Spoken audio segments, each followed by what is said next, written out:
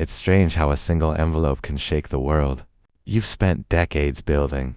That morning was ordinary, too ordinary perhaps. The coffee was lukewarm, the radio murmured some news I didn't care about, and the rain drew slow, lazy lines on the kitchen window.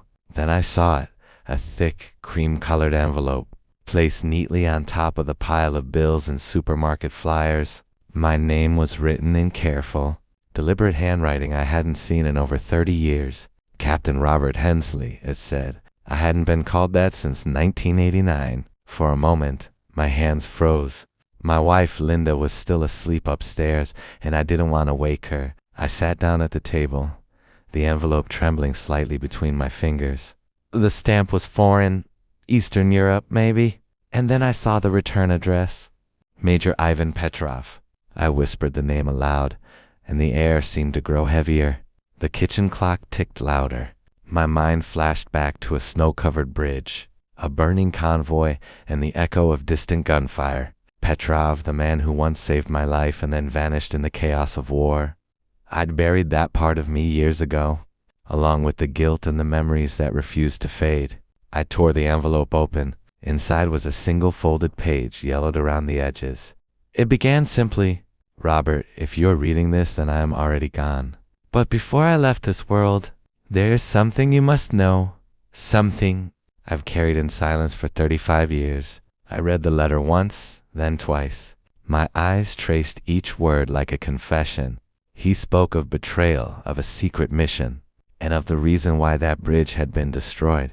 And then his final line, greater than, they lied to both of us. You were never meant to come home." My breath caught.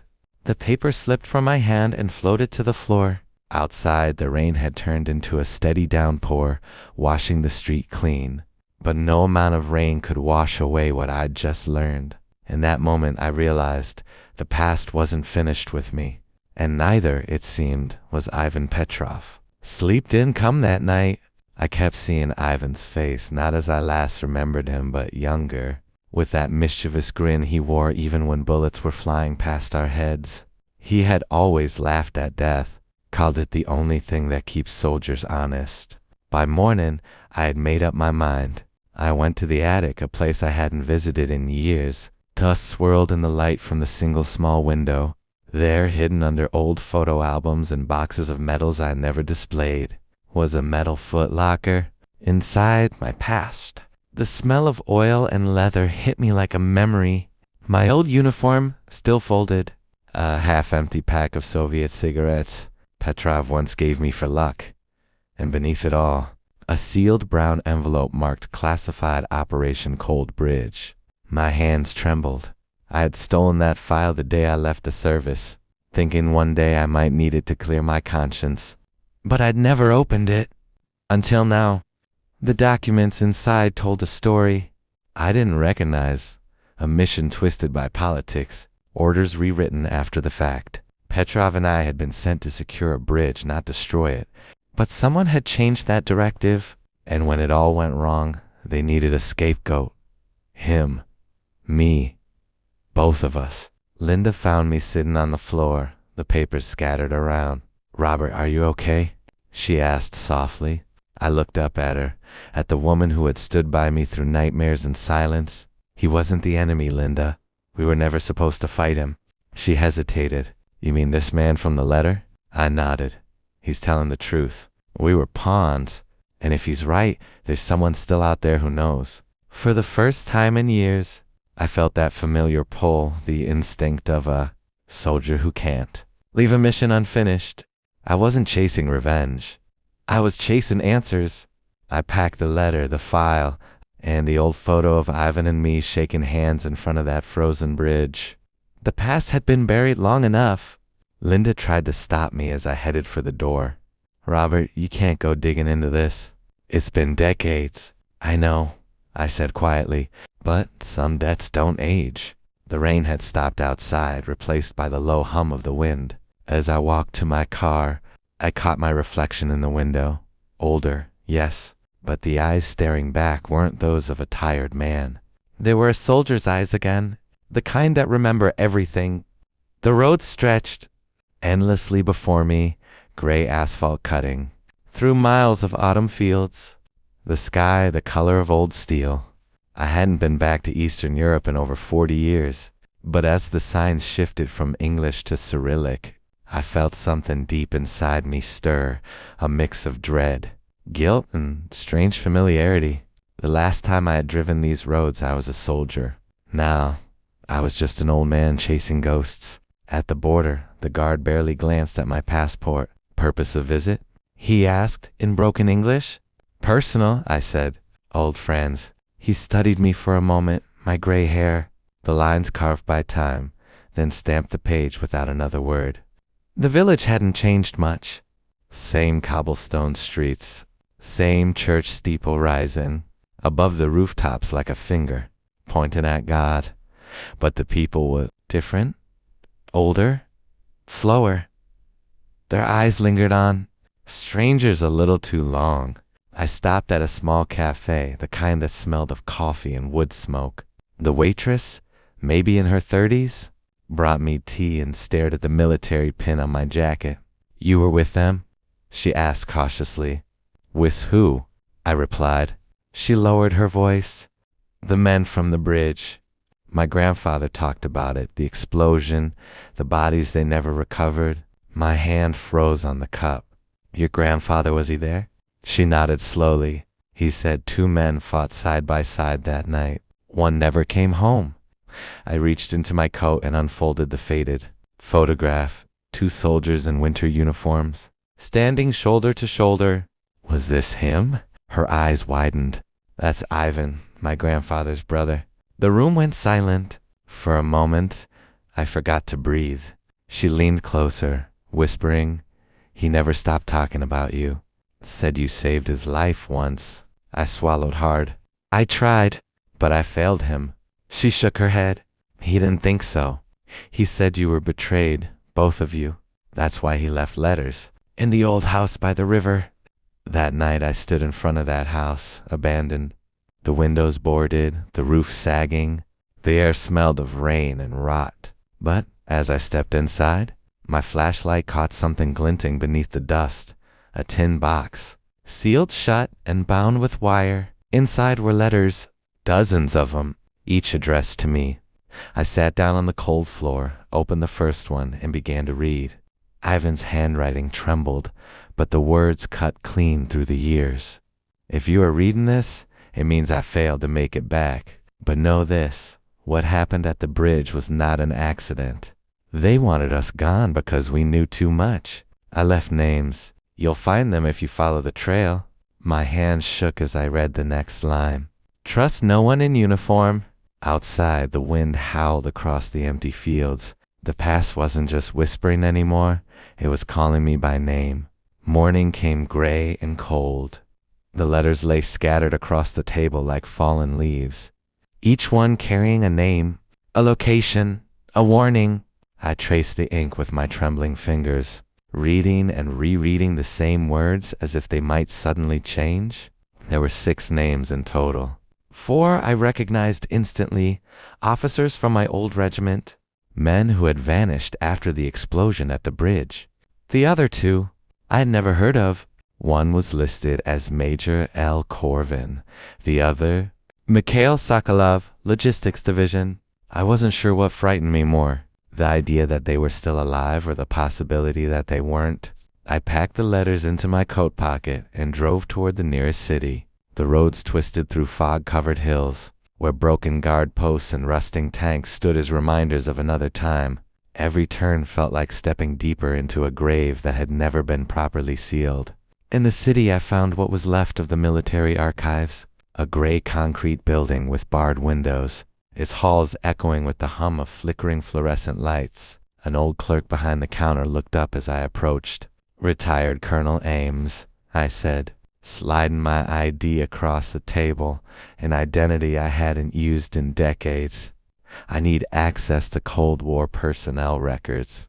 Classified Division E.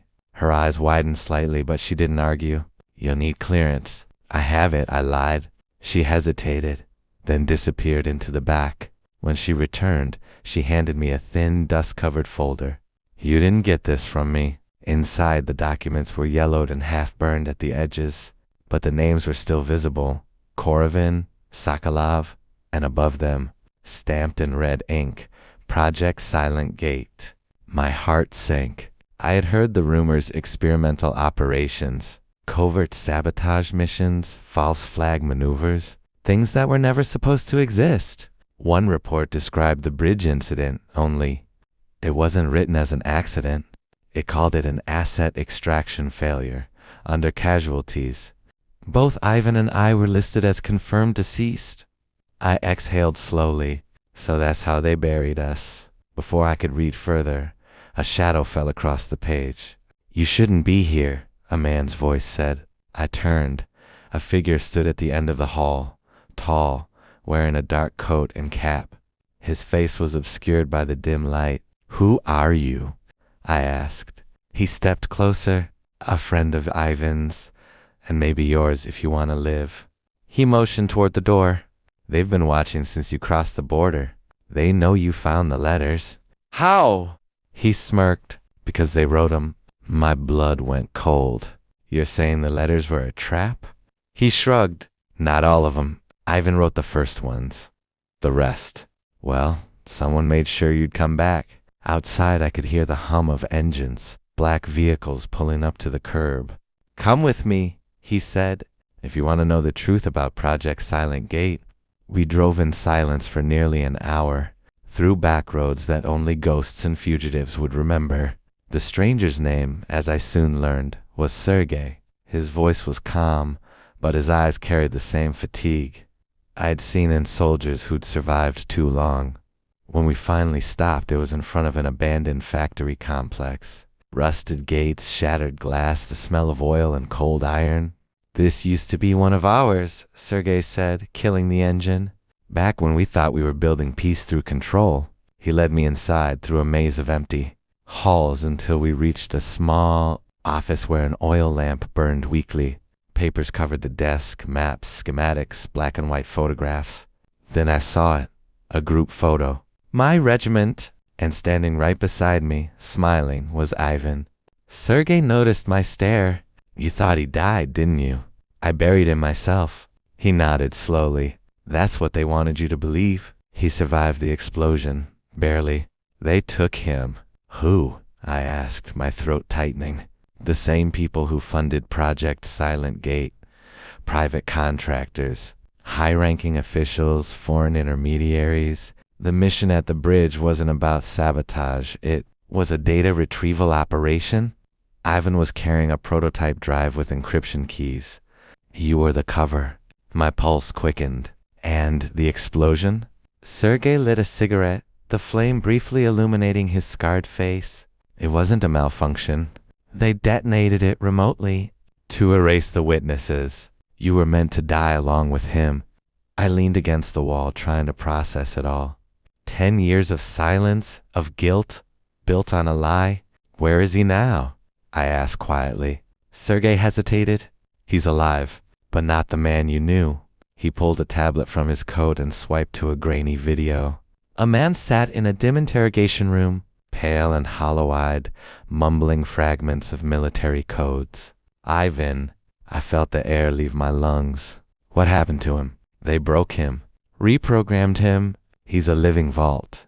He remembers everything, but they erased his identity. He's been used to track down others who were part of Silent Gate."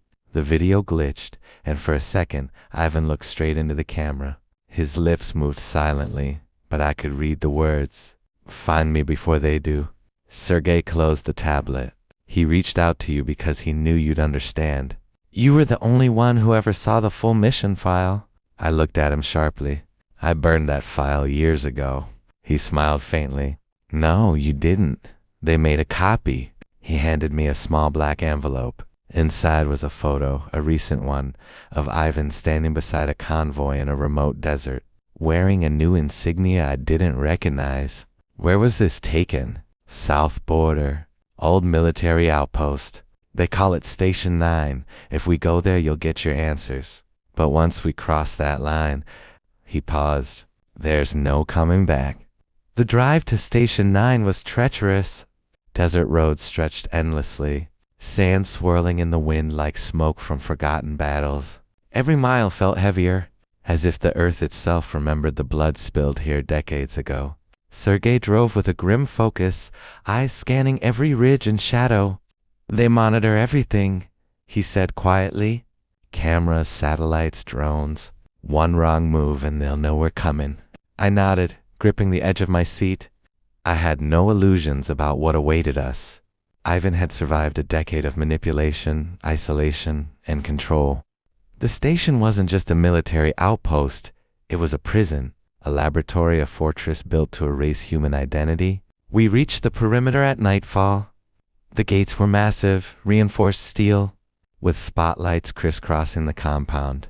Guard towers loomed like silent sentinels. Even from a distance, I felt the weight of the secrecy here. Sergei handed me binoculars. "See those lights? Motion sensors. Every step is tracked. If we want to get in, we need to bypass them." I studied the compound. It looked abandoned at first, but faint movements in the shadows betrayed a presence. Soldiers, or what they had become, patrolling with the precision of machines. "You really think he's here?" I asked. Sergei exhaled. "He's somewhere inside, but he's not the same, Ivan. They've trained him to obey orders, to follow patterns, to survive without thought.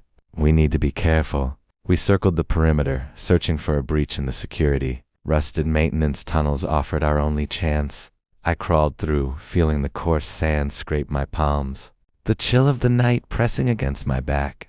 Sergei followed silently, his flashlight barely illuminating the passage. Finally, we reached an entrance beneath a guard tower. I could hear faint electrical hums, energy coursing through surveillance systems. Above us, one wrong sound, one misstep, and everything would collapse. Sergei handed me a small device. "This will disrupt the sensors for 30 seconds. That's all we get." I swallowed hard. 30 seconds to cross a fortified entry point, to get closer to Ivan, to confront the man who had survived the impossible. We activated the device. The hum ceased. Spotlights went dark. Time stretched. I moved first, then Sergei through the shadows, crawling toward a side door.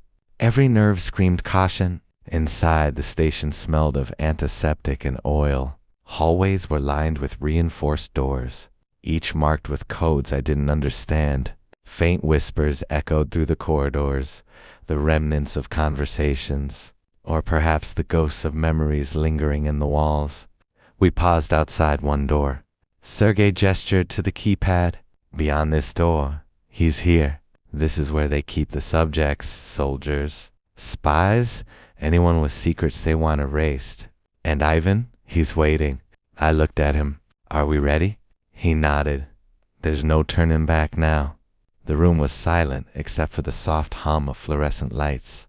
Ivan's figure remained still like a statue carved from shadows. His eyes, once bright with mischief and courage, now reflected only calculation and fatigue. I stepped closer, careful not to startle him. "Ivan, it's me," I said, my voice low, steady. "Do you remember who I am?" For a moment, nothing, then a flicker, a twitch in his jaw, a blink slower than natural. Recognition, or perhaps a programmed response. I couldn't tell. Sergei leaned against the wall, silent, watching the scene unfold. His hand hovered near his weapon, though he hadn't drawn it. He trusted me to lead this first interaction. "I know they've done things to you," I continued. "I know what they've taken, but you're still Ivan, you're still my friend." He didn't speak. His hands, calloused from training, moved to the edge of the chair, gripping it as if holding on to his own reality. His breathing was steady, almost mechanical, as if every motion was calculated, every reaction measured. I crouched down, lowering myself to his level. "Do you want to get out of here?" His eyes flicked toward the door, a tiny glimmer of life stirring behind the hollow gaze. It was subtle, a hesitation, a moment of doubt. The first crack in the armor they had built around him. Then came a sound from the hallway, a metallic clank, distant but distinct. Ivan's head snapped toward it, instant alertness, like a soldier trained for decades in anticipation. The flicker of recognition vanished, replaced by cold precision. "They've taught him to be ready for everything," Sergei muttered, almost to himself. Every second, every noise, every shadow, he reacts before he even thinks. I place my hand on his shoulder, careful, respectful. Listen to me. You're not alone. We're here to bring you back, to give you a choice. A pause. Then, ever so slightly, he nodded. Just a barest movement, almost imperceptible, but it was enough. I took a deep breath. That's all we need for now. One step at a time. Sergei and I guided him through the labyrinthine halls of the station. Every corner held danger, cameras hidden behind vents, sensors embedded in walls, guards patrolling in precise rotations. Ivan moved silently, instinctively. Yet there was a hesitation, a human hesitation. A sign that part of him still remembered trust. We reached a secondary exit, a maintenance shaft leading to the perimeter. The outside world smelled of dust and freedom. For the first time in years, Ivan inhaled air not controlled, not filtered, not manipulated. But before we could celebrate, a loud alarm blared, cutting through the night like a scream. Red lights pulsed, casting everything in an ominous glow. The station was waking up. Ivan's eyes hardened. Training took over. He was ready to fight, not for the station, but for survival, for us, for himself. The air outside the station was cold, sharp against our faces, but it felt alive. Each breath reminded us that the world we had once taken for granted still existed. Ivan walked between Sergei and me, every step careful, deliberate, a man relearning freedom. The red alarm still echoed behind us, a reminder that our escape was not yet complete.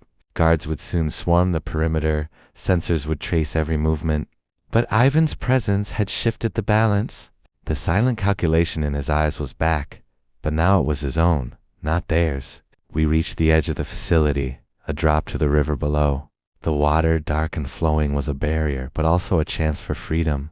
Sergei checked the ropes and harnesses, securing them quickly.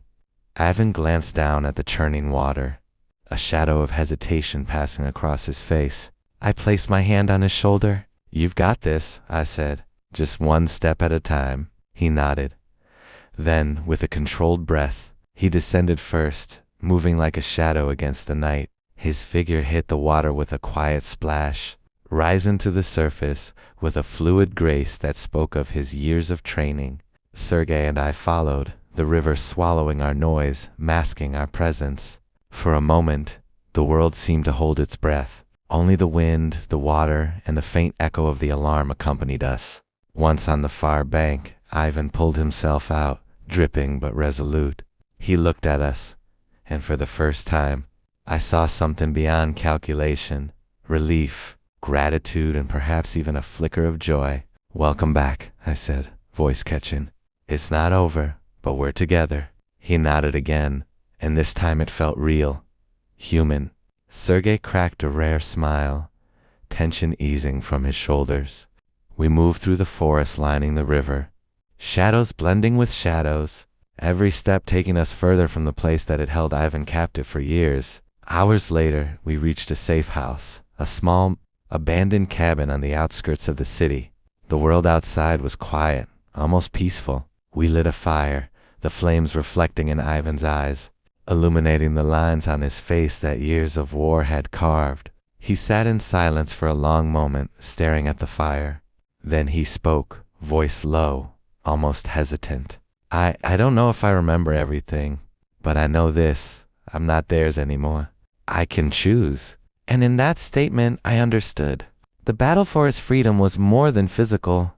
It was psychological, emotional, a reclamation of self. And now, he had it. We stayed that night by the fire, sharing words, silence, and warmth. For the first time in years, Ivan slept without fear, without control, without chains. The next morning we emerged from the cabin, stepping into a world untouched by the horrors of the station. The sky was pale blue, the wind gentle, carrying a sense of possibility. Ivan looked around, a small, almost imperceptible smile forming.